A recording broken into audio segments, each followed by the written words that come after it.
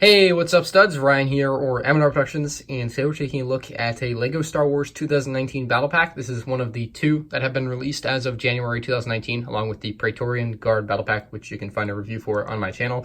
This is the 75226 Inferno Squad Battle Pack, $15 set in the US as usual. Of course, if you don't want to pay the $15 for a battle pack, you can always wait for it to go on sale. Walmart typically has them for like 12 bucks. Target obviously has them on sale sometimes as well. So if you just play your cards right, you can get this for cheaper. 118 pieces. And you get the 4 Inferno Squad members. I believe underneath their helmets they have different heads, so we'll take a look at those in the minifigure section of this video, but that should be rather interesting.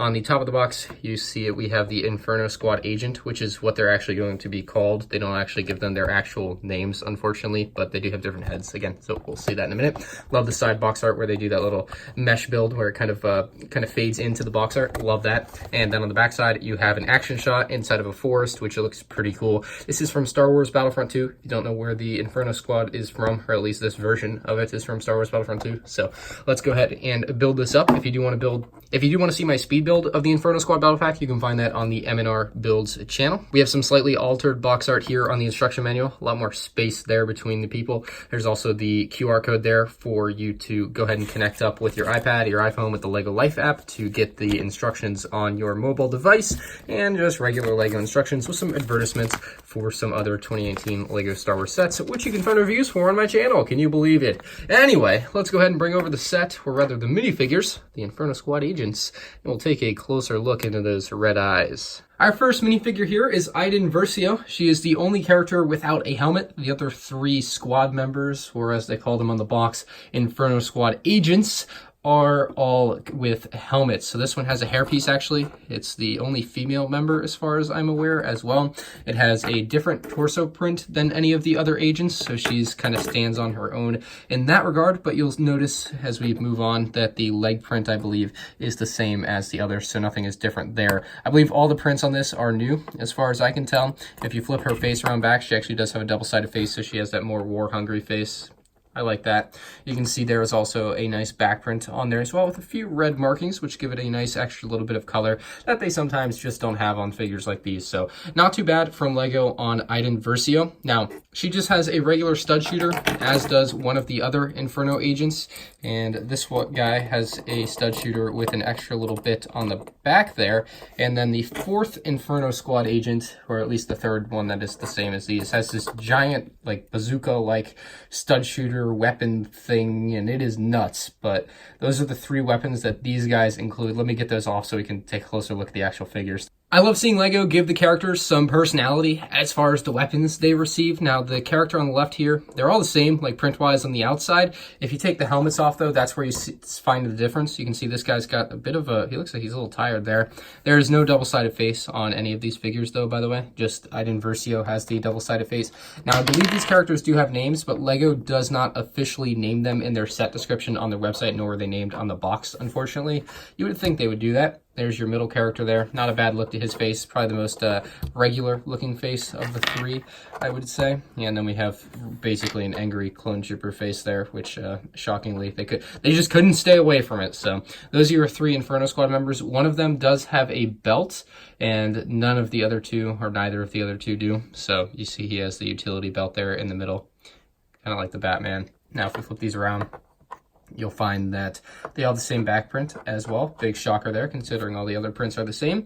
The helmet itself, I do want to take a good look at that, has a very clean design. Let me get something to hold this. Zooming in close on the helmet will give you a better idea of how dang good these figures look. LEGO's done an excellent job giving them a very, very nice and menacing look. I think they've done an excellent job adding in those red accent marks wherever they could.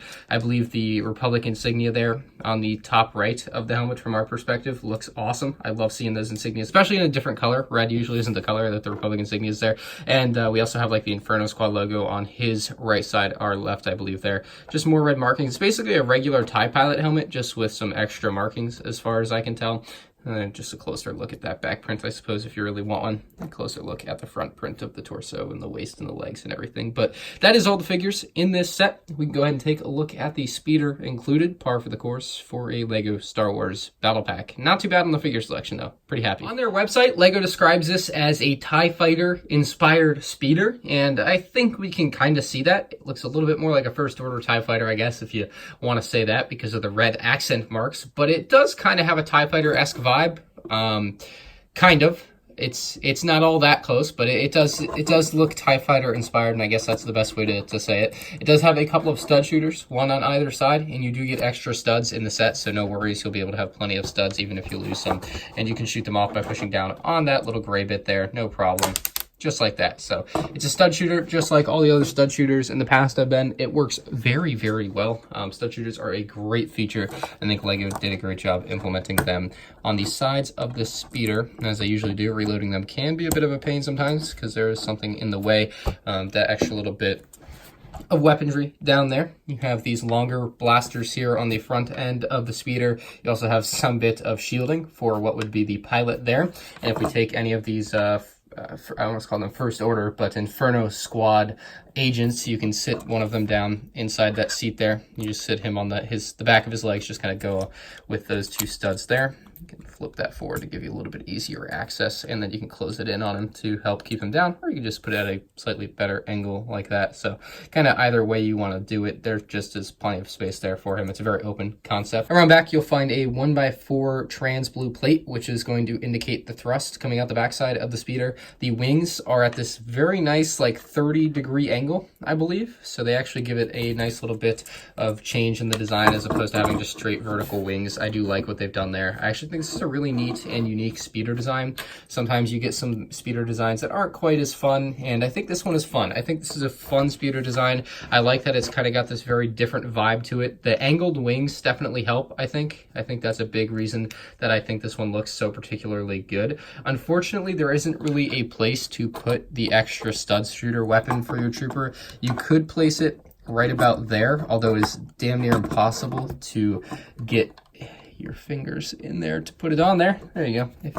If you can get it in there, it will fit there. So that's the one spot I suppose you could put it in there. If you're a fan of Star Wars Battlefront 2, you'll probably be a fan of this battle pack. I myself don't really play the game, but I am still actually quite impressed by what we've gotten with this battle pack.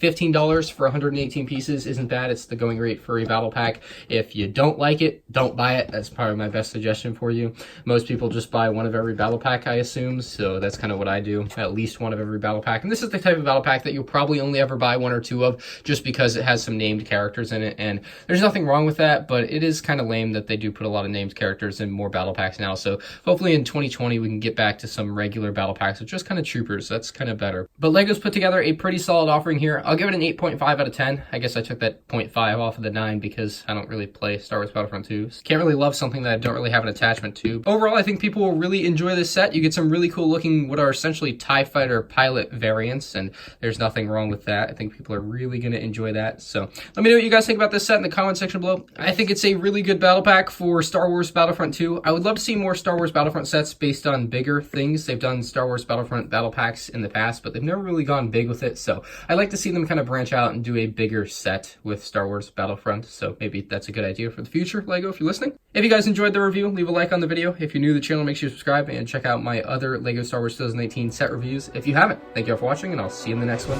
Peace out.